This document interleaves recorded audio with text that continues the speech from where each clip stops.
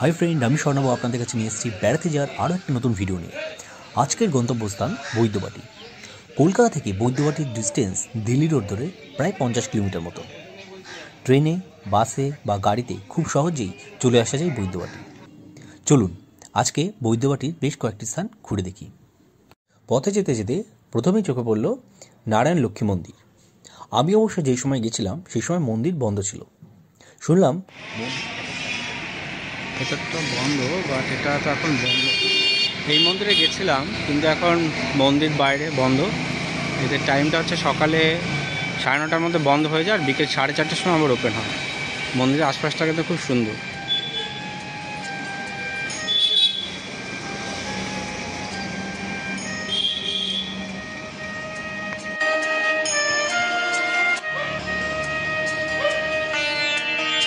এবার এসে পড়লাম চাপাদানি মিউনিসিপ্যালিটির সামনে। মিউনিসিপ্যালিটির বিল্ডিংটা দেখতে বেশ সুন্দর, আর এর পাশ দিয়ে চলে যাচ্ছে চাপাদানি ঘাটের রাস্তা। চন্দননগর মহকুমা ও ভদ্রেশ্বর থানার অন্তর্গত গঙ্গা তীরবর্তী শিল্পাঞ্চল গৌরটি ও বৈদ্যবাটির মধ্যে অবস্থিত। বিপ্রদাসের মনসামঙ্গল চাপাদানির উল্লেখ আছে। ইংরেজ সেনাপতি কর্নেল কুট ওয়ারেন হেস্টিংসের সুপারিশে বাংলার নবাব নাজিম মির্জাফরের কাছ থেকে চাপাদানি অঞ্চলটি উপহারস্বরূপ পান এবং এখানে একটি সুরম্য প্রাসাদ নির্মাণ করে বহুকাল বাস করেন। বর্তমানে প্রাসাদটির কোনো চিহ্নই পাওয়া যায় না।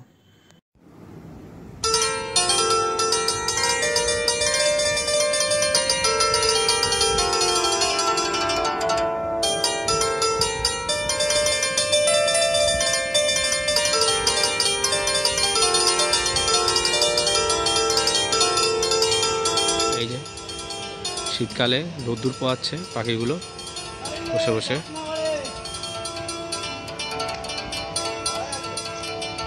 আরও কিছু পাখি এসে বসলো। অসাধারণ।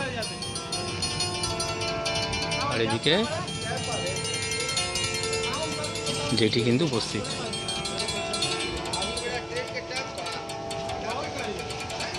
যেটি থেকে সবাই নামছে। খুব সুন্দর।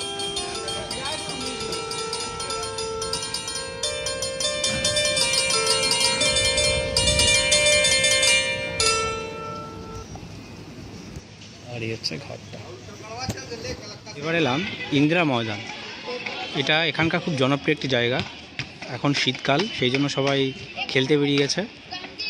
এখানে খুব সুন্দর বড় একটা মাঠ। রেগুলার এখানে ছোটরা বড়রাও আসে। জায়গাটা খুব সুন্দর। আর ওই সামনে হচ্ছে নদী। আমরা যেটা নদীটা এইমাত্র দেখে এলাম কিছুক্ষণ আগে, সেই হুগলি নদী কিন্তু এই সামনেই রয়েছে। তো যাই হোক, শীতকালে এখানে বসে থাকতেও বেশ গায়ে রোদ্দুর লাগালেও কিন্তু খুব ভালো লাগে। ছোট ছোট ছেলেরা খেলছে চারিদিকে। খুব সুন্দর একটা প্রাকৃতিক পরিবেশ। চলুন সামনেটা ঘুরে আসি।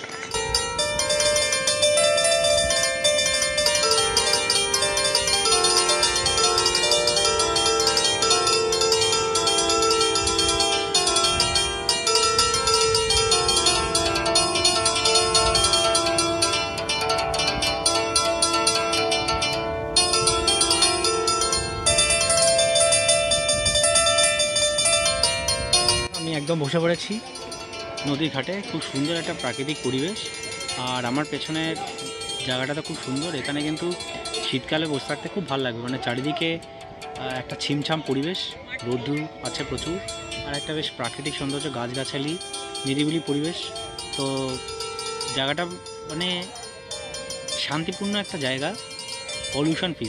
এখানে জায়গাটা এলেই যে বাইরে গাড়ি ঘোড়ার আওয়াজ, হয়তো শহরের মধ্যে এই জায়গাটা, কিন্তু সেই জায়গার মধ্যে সেই কোলাহল এবং সব কিছুর বাইরেও যেন একটা মানে নিস্তব্ধতা, প্রাকৃতিক সৌন্দর্য, সমস্ত কিছু কিন্তু উপভোগ করার জন্য খুব জায়গা। আমি জানি এখানে কিন্তু শীতকাল হোক গ্রীষ্মকাল হোক, সকালবেলা কিন্তু মর্নিং ওয়াক করতে এখানে প্রচুর লোক আছে। জায়গাটা খুব সুন্দর, আপনারাও আসতে পারেন। যদি আসেন অতি অবশ্যই বৈদ্যবাটির ইন্দিরা ময়দান কিন্তু ভিজিট করুন, স্পেশালি শীতকালে।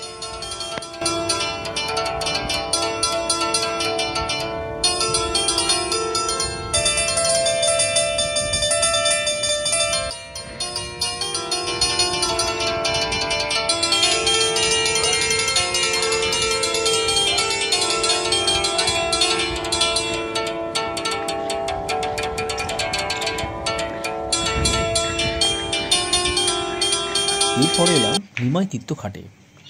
16শো শতাব্দীতে মনুষ্যমঙ্গল কাব্যে এই ঘাটে উল্লেখ পাওয়া যায়। এখানে মেন ঘাটের সামনে দুদিকে দুটো মন্দির রয়েছে। একদিকে জগন্নাথ, বলরাম, সুভদ্রা, যা নিত্য পুজো হয়।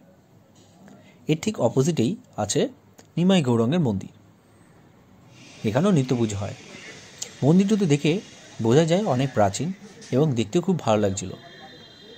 মধ্যিখানে সিঁড়ি দিয়ে সামনে চলে গেছে নিমাই সন্ন্যাসের মূর্তি। জনশ্রুতি আছে নিমাই সন্ন্যাস যখন নীলাচলে গিয়েছিলেন তখন এই ঘাটে এসেছিলেন, এবং এও শোনা যায় নিমাই সন্ন্যাসের আগমনে নিম গাছে নাকি চাঁপা ফুল ফুটেছিল। ভদ্রকালী মন্দির সংলগ্ন মিষ্টির দোকানে মিষ্টি খেয়ে টাকার পরিবর্তে তিনি দিয়েছিলেন হাতের স্বর্ণমালা, এরকমও কথাও লোকমুখে শোনা যায়। নিমাই তীর্থ ঘাটের জল নিয়ে বাবা তারকনাথের মাথায় জল দেওয়ার জন্য বহু পুণ্যার্থী এখানে আসে, এবং এর চারিদিকে যে লোহার রডগুলো আছে এইখানে বাঘগুলো বেঁধে রাখা হয়। এই জায়গাতে শ্রাবণ মাসে কিন্তু খুব ভিড় হয়, যদিও এখন সারা বছরই এখানে পুণ্যার্থীরা আসে।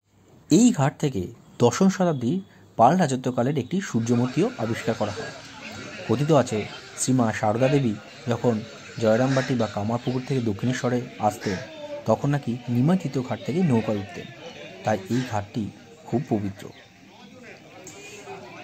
নিমাই তীর্থ ঘাটের একদম পাশেই বরাবর রয়েছে একটি আশ্রম, ভেতরে মন্দিরও আছে। যদিও আমি যে সময় গেছিলাম বাইরে থেকে বন্ধ ছিল, তাই ভেতরে ঢোকার সৌভাগ্য হয়নি। বাইরে থেকে আশ্রমটা দেখতে বেশ সুন্দর লাগছিল, এবং এখানকার পরিবেশটাও খুব সুন্দর, নিরিবিলি, ছিমছাম।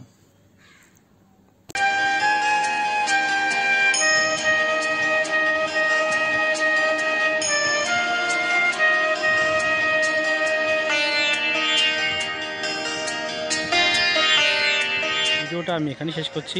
কেমন লাগলো অতি অবশ্যই লিখে জানাবেন, আর আমার চ্যানেলটা সাবস্ক্রাইব করে নেবেন। সাবস্ক্রাইব করার সময় বেল আইকনে ক্লিক করবেন, যাতে নতুন যখন কোনো ভিডিও দেবো তার ইনস্ট্যান্ট নোটিফিকেশন আপনারা পাবেন। ভালো থাকবেন, সুস্থ থাকবেন। নতুন ভিডিও নিয়ে খুব শীঘ্রই আপনাদের কাছে আসছি। Thank you.